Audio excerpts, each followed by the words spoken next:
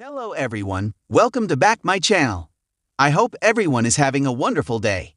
Before starting the video, please go ahead and hit the subscribe button.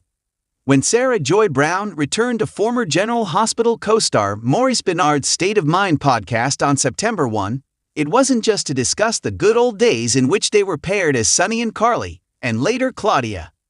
Fighting back tears, she shared a horrifying chapter of her past, in hopes of helping others avoid going through the same horror.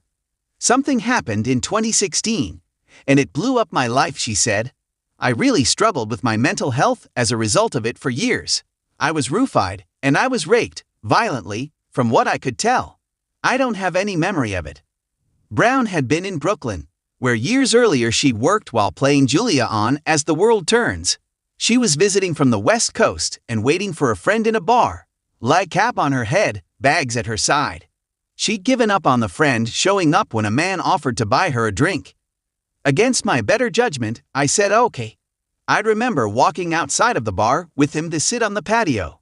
He made a disparaging remark about someone that Brown mentioned, and after that, she can recall nothing else, not until the morning after.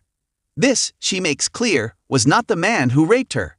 I wake up, I'm fully dressed, I've got my bra on, although it's not the same bra I went to bed in, and I'm wearing somebody else's pants, Brown recounts. I look out at a brick wall out of a window. I'm on somebody's bed, and I'm panicking. This is 10 a.m. or something like that. My head is pounding.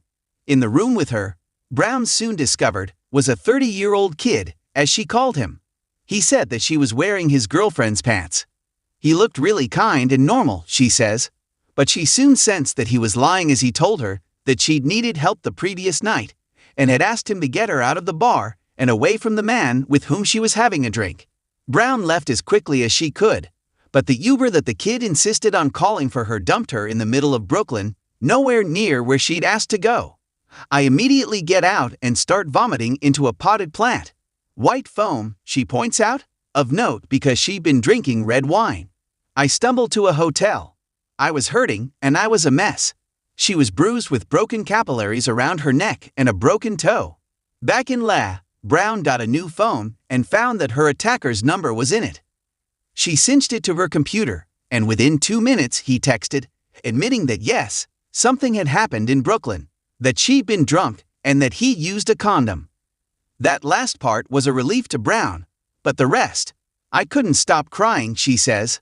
I was devastated to have had somebody have their way with my body, and have no memories of it whatsoever. Brown's story becomes even more disheartening. The fiasco that was made of the case was outrageous.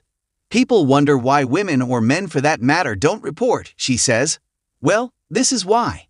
After giving her statement to the Special Victims Unit in Brooklyn over the phone, she was told that she had to return to New York to do it again in person. Then the police investigated the wrong date. Upon being questioned, the kid was caught in a lie. The cops did not follow up on that.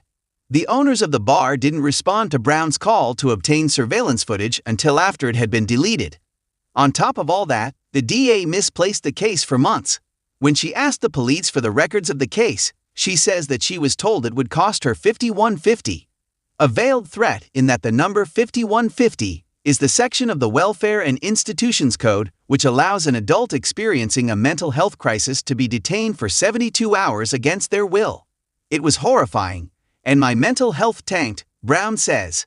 I'd never been in a situation like that where I felt so helpless and unable to take care of myself. To climb back out, it took years of extreme darkness.